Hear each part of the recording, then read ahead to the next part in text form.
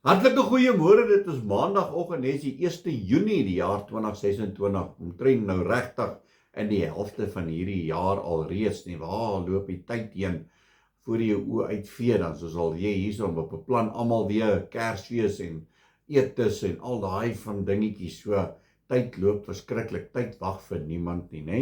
Dit is maar hoe dit loop. My naam is Dani Gerwe, vandag praat ons so 'n bietjie die kwellinge van die lewe. Ek wil vir jou sê, ons is so geneig om ons te kwel oor al die dingetjies wat aangaan en hoe en wat ons moet doen en wat ons moet eet. Maar hoor wat sê God se woord vir ons in Matteus 6. Hy sê hierso vanaf verse 19 en is die bergpredikasie. Hy sê die kwellinge oor die lewe. Hy sê moenie vir julle skatte bymekaar maak op die aarde nie, waar mot en roes verniel en waar diewe inbreek en steel nie.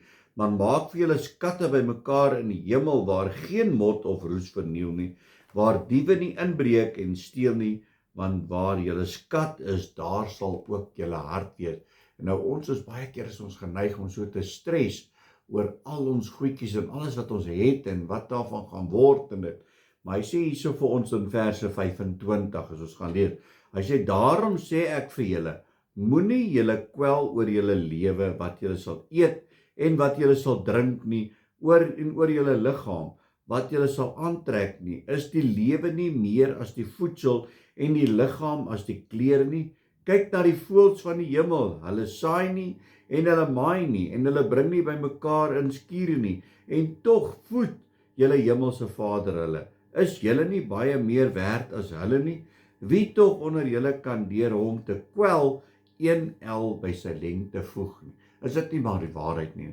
Ons is so bekommerd oor die dag van môre, wat ons gaan doen, waar ons gaan wees en wat ons gaan eet. Maar die Here sê vir ons hierso, wat kwel julle hier? Ons kan niks daaraan doen nie. Ons kan nie eens 'n lengte by ons lengte byvoeg nie. Dit wat jy het, wees ver genoeg. Dit wat die Here vir jou gee, wees ver genoeg daarmee.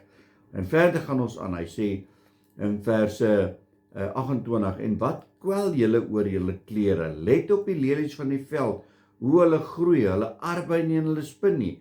En ek sê vir julle dat selfs Salomo in al sy heerlikheid nie bekleed was soos een van hulle nie. As God dan die gras van die veld wat vandag daar is en môre in die oond gegooi word, so beklee, hoeveel te meer julle kleingelowiges.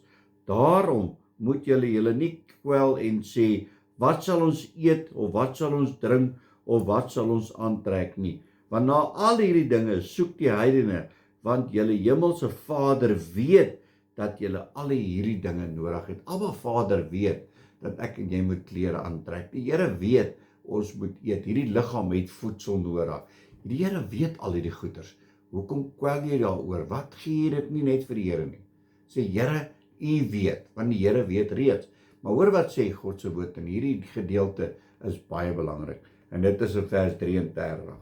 Maar soek eers die koninkryk van God en sy geregtigheid, en al hierdie dinge sal vir julle bygevoeg word. Soek die koninkryk van God. Wat ander woorde, soek God se barmhartigheid, soek sy teenwoordigheid, soek sy aangesig. Leef jou lewe vir Jesus Christus. En al hierdie klein goedjies sal vir jou bygevoeg word. Hy sê, kwel julle dus nie oor môre nie, want môre sal hom oor sy eie dinge kwel. Elke dag het genoeg van sy eie kwaad. Ons lewe vir vandag. Ons lewe vir vandag. Here Jesus, wat wil U hê moet ek sê?